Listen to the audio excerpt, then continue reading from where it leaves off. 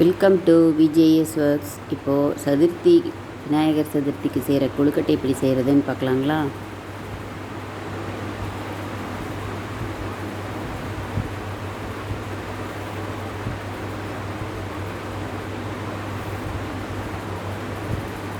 கால் kilo பச்சரிசிங்க. இது மாவு பச்சரிசின்னு கேட்டால் கடையில் கொடுப்பாங்க. இதை ஒரு மணி நேரம் ஊற வச்சு நல்லா நைஸாக ஆட்டி எடுத்துக்கலாம்.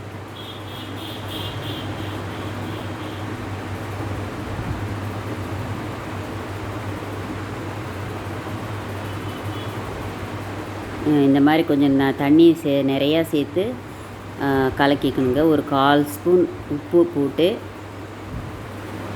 கலக்கி வச்சுக்கோங்க.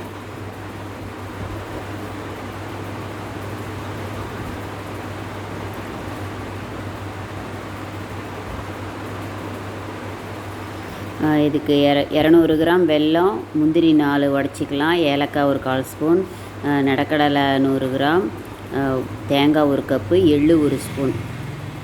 நிலக்கடலை அவங்கவுங்க விருப்பத்துக்கு தகுந்த மாதிரி கொஞ்சமாக கூட சேர்த்துக்கலாம். ஆனால் அதை வெறும் வானிலையில் கொஞ்சம் சூடு பண்ணி மிக்சியில் போட்டு கொஞ்சம் அரைச்சி வச்சுக்கலாங்க. ஃபஸ்ட்டு எள்ளை நல்லா வெறும் வானிலையில் போட்டு வறுத்தா அது நல்லா படப்படன்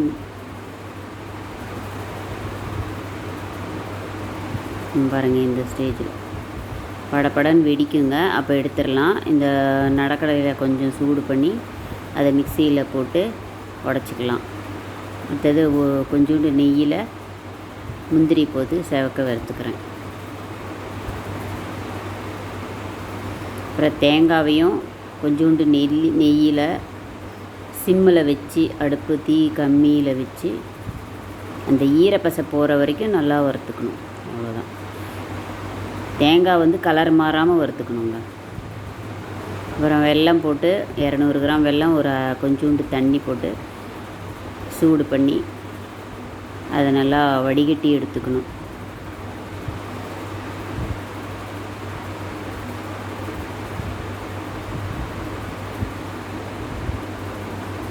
மண் இருக்குங்கிறதுனால வடிகட்டி எடுத்துக்கணும்.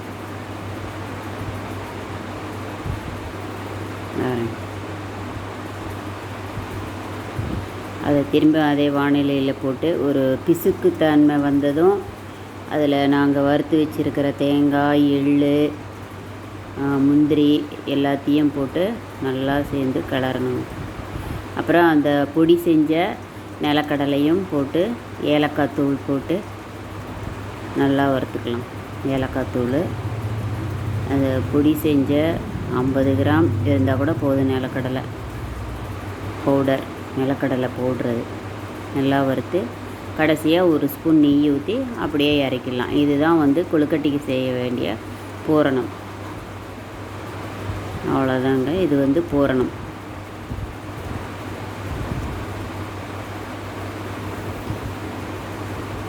நெய் 1 ஸ்பூன் வாசனைக்கு. இப்போது இன்னொரு வானிலையில் நல்லெண்ணெயை ஒரு ஸ்பூன் மாவுலையும் இன்னொரு ஸ்பூன் வானிலையிலையும் போட்டு மாவில் போட்ட எண்ணெய் நல்லா கலக்கிக்குங்க. எண்ணெய் சூடானதும் அந்த மாவை அப்படியே ஊற்றி தண்ணி கொஞ்சம் அதிகமாக ஊற்றணும். ஊற்றி நல்லா கிளறணுங்க. அவ்வளோதான். அது கெட்டியாகும், உடனே கெட்டியாகும். நாள் பரவாயில்ல.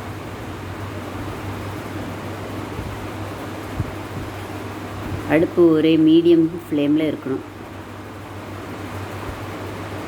பாருங்கள், அப்படியே கெட்டியாகி வரும்.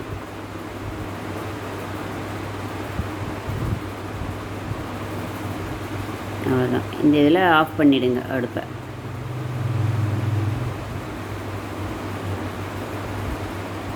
ஆறுனதும் எடுத்து ஒரு பாத்திரத்தில் போட்டு நல்லா பிசையணும். அவ்வளோதான். பூரண மாவு ரெடி.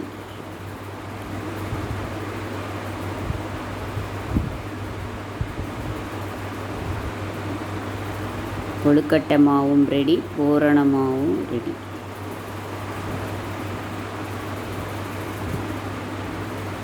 இப்போ ஒரு பந்து மாதிரி எடுத்து கையிலேயே எடுத்து பூரணம் உள்ளே வச்சு அப்படியே மடித்து ஓரம் தண்ணி தொட்டு ஓரம் சேர்த்து விட்டுட்டா கொழுக்கட்டை ரெடி. இதே மாதிரி எல்லாத்தையும் மாவு எடுத்து உருண்டை செஞ்சு பூரணம் வச்சு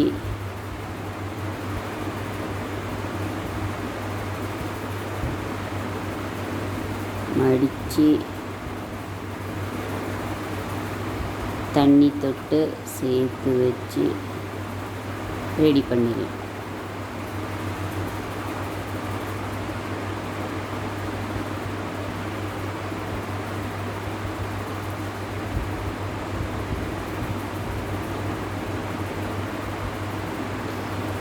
கால் கிலோ அரிசிக்கு 31 கொழுக்கட்டை வருங்க.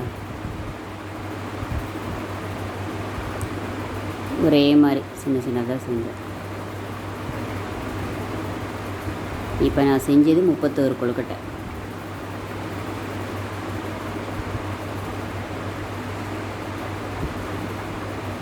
பாருங்க, இதே மாதிரி தான்.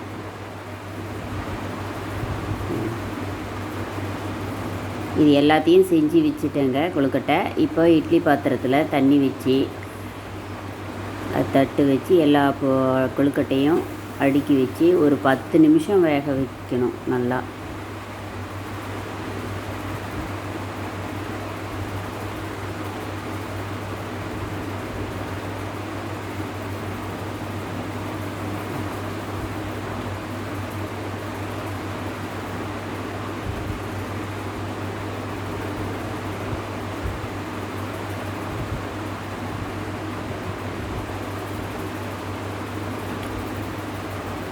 தொட்டு பார்த்தா கையில் ஒட்டாமல் பிசு பிசுப்பு இல்லாமல் நல்லா இருந்தால் கொழுக்கட்டை வெந்துடுச்சு அப்படின்னு அர்த்தம்.